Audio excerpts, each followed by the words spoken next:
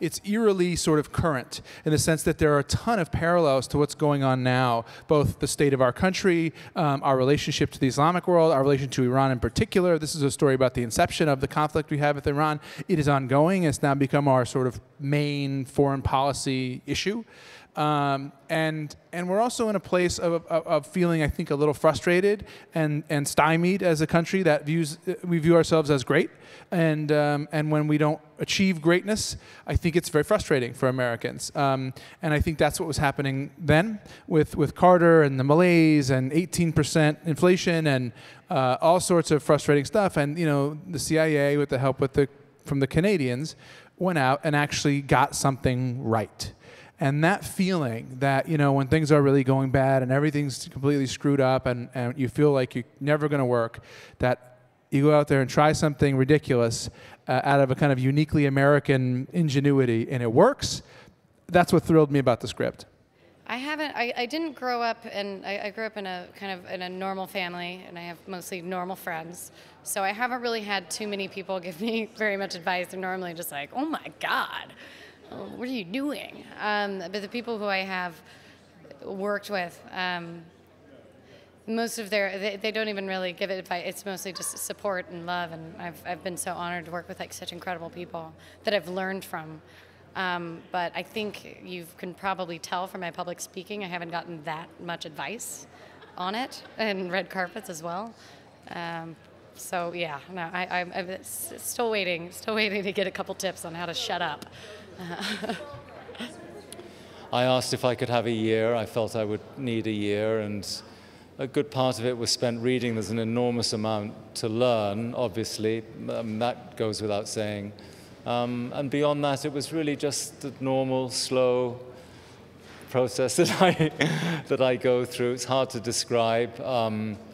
It really sort of divides into two parts, and there's no clear idea of when that transition will take place, but you go from an objective study of, be it the time, the life, the society, the politics, and then in absorbing as much as you can, you hope to grow towards some kind of subjective understanding, a feeling for that life that you're exploring.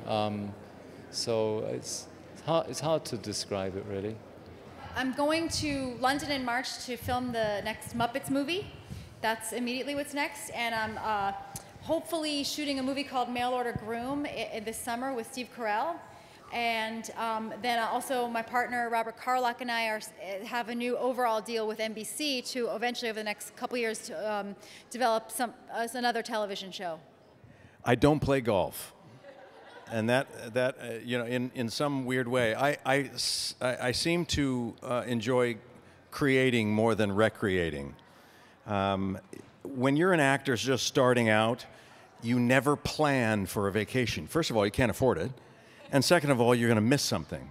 And so it gets ingrained in your lifestyle that you just go on searching and looking for your next job. That's what we do forever. So I have to stop and say, oh, no, wait. I can stop, say no, and take a vacation. And it's hard to get into that mindset. But I love what I do. I'm the luckiest guy I know, and being involved in a great film like Argo or a great series like Breaking Bad is the pinnacle of my career.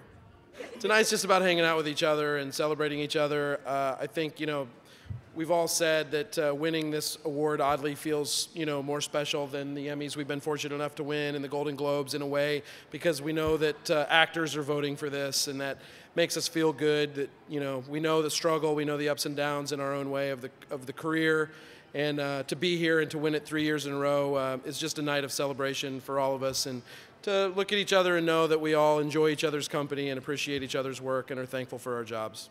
Once Laura Carmichael and I, who plays Edith Crawley, were out one evening in New York, and we ran into some fans, and the two of us were in jeans and leather jackets, and they could barely look at us both because they were appalled that we were in modern clothes and not in fancy dresses. So But it's just amazing, the response here. It's really wonderful.